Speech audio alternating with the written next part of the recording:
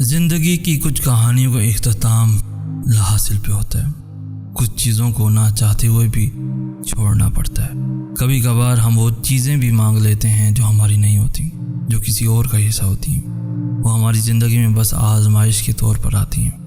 تو جو کہانیاں اللہ لاحاصل کر دیتا ہے ان میں کتنی بڑی مصلحت ہوتی ہے. اگر اس وقت تمہیں اس بات کا اندازہ ہو جائے نا تو تم ساری زندگی شکر کے سجدے سے نہ اٹھو. اللہ چاہے تو تمہیں تمہارے حال پہ بھی چھوڑ سکتا ہے، مگر وہ ایسا نہیں کرتا. وہ ہمیشہ تمہاری حفاظت کرتا ہے. ہاں ابھی یہ حکمتیں سمجھ میں نہیں آ رہی، مگر یقین کرو ایک دن سمجھ آ جائے گا. پھر تم شکر کرو گے کہ فلاں چیز تمہیں فلاں وقت نہیں ملی. تم نہیں سمجھتے، مگر دینے والا خوب جانتا ہے. مسئلہ ان میں نہیں جو تمہیں چھوڑ کر چلے گئے، بلکہ مسئلہ تو تم میں ہے کہ تم پھر بھی ان کے پیچھے بھاگ رہے ہو، ان سے محبت کی بھیک مانگتے ہو اور بھول جاتے ہو کہ بھیک سے ہمدردی ملتی ہے، محبت نہیں ملتی. اللہ جب ایک شخص کی حقیقت تمہارے سامنے لے آتا ہے اور اسے دور کر دیتا ہے تو اس دوری کی وجہ تمہارے سامنے ہوتی ہے. اس شخص سے تمہیں اتنی تکلیف ملتی ہے، اب پھر بھی تمہیں وہی چاہیے، تو اس میں قصور اللہ یا نصیب کا نہیں بلکہ تمہارا اپنا ہے. اپنے لیے غم کا انتخاب تم خود ہی کرتے ہو. کیوں روتے ہو ان کے لیے جنہیں اللہ نے تم سے دور کر دیا؟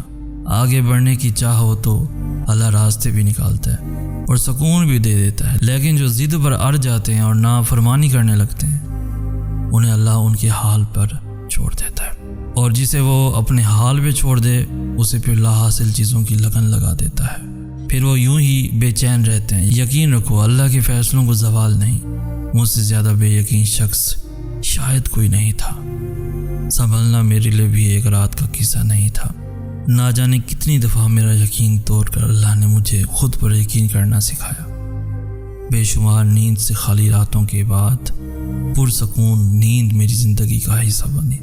ان گنت آنسوؤں کو مات دینے کے بعد میں نے مسکرانا سیکھا ہے. آج اگر میرے ارد گرد رونقیں ہیں نا تو میں نے وہ وقت بھی دیکھا ہے جب میرے پاس نہ کوئی دوست تھا، نہ کوئی ایسا شخص جو چند بول کر مجھے بہلاتا یا مجھے سنتا. تب بس اللہ تھا میرے پاس. جب سب نے مل کر گرایا تب جو ایک ہاتھ میری جانب بڑھا تھا وہ اللہ کا ہاتھ تھا. اللہ نے مجھے صبر کرنا سکھایا. اللہ نے مجھے محبت کرنی سکھائی. اللہ نے مجھے سجدہ کرنا سکھایا. میرے لیے کچھ بھی آسان نہیں تھا، نہ ضبط کرنا، نہ من پسند چیز کو چھوڑنا. بہت وقت لگا تھا مجھے مصلحتوں پہ آمین کہنے میں. بہت وقت لگا تھا مجھے اللہ کے فیصلوں پہ راضی ہونے میں، مگر میں نے ہمت نہیں ہاری. اور آج مجھے اس ذات پہ اتنا یقین ہے کہ میرا دل مطمئن ہے کہ جو تب تھا وہ امتحان تھا، اور جو اب ہے وہ میرے صبر کا صلہ ہے، اور جو آگے ہوگا وہ میرے حق میں بہتر ہوگا. اور میں جانتا ہوں وہ میرا یقین بھی نہیں توڑے گا. ہمیشہ ہر چیز، ہر بات اللہ کو بتاؤ. اس سے دوستوں کی طرح بات کرو.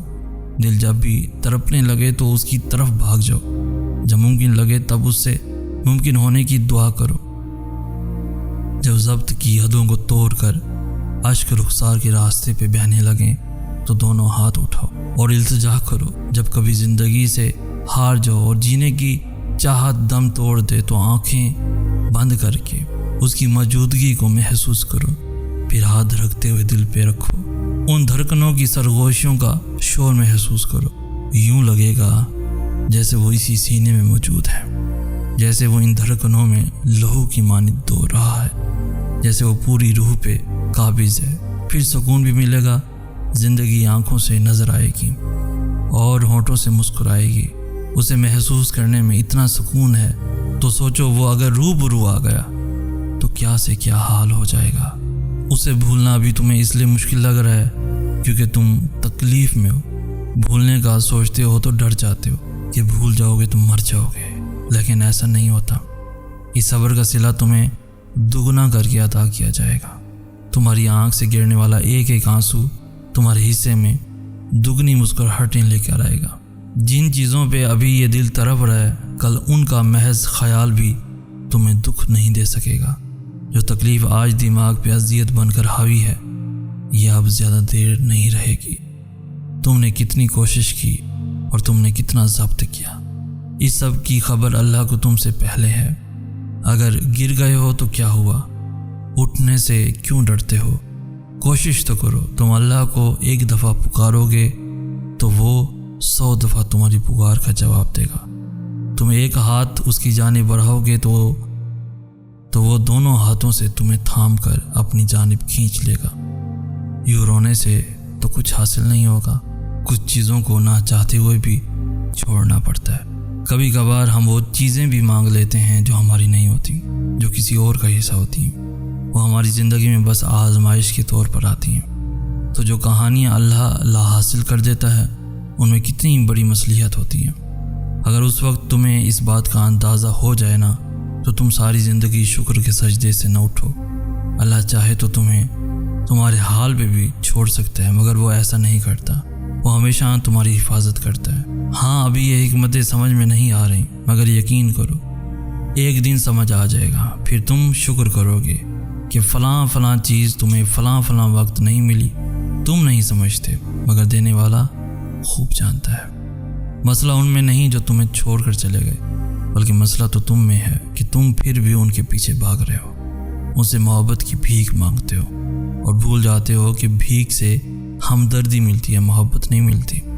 اللہ جب ایک شخص کی حقیقت تمہارے سامنے لے آتا ہے اور اسے دور کر دیتا ہے تو اس دوری کی وجہ تمہارے سامنے ہوتی ہے۔ اس شخص سے تمہیں اتنی تکلیف ملتی ہے، اب پھر بھی تمہیں وہی چاہیے، تو اس میں قصور اللہ یا نصیب کا نہیں بلکہ تمہارا اپنا ہے۔ اپنے لیے غم کا انتخاب تم خود ہی کرتے ہو۔ کیوں روتے ہو ان کے لیے جنہیں اللہ نے تم سے دور کر دیا؟ آگے بڑھنے کی چاہ ہو تو اللہ راستے بھی نکالتا ہے اور سکون بھی دے دیتا ہے، لیکن جو ضد پر اڑ جاتے ہیں اور نافرمانی کرنے لگتے ہیں انہیں اللہ ان کے حال پر چھوڑ دیتا ہے۔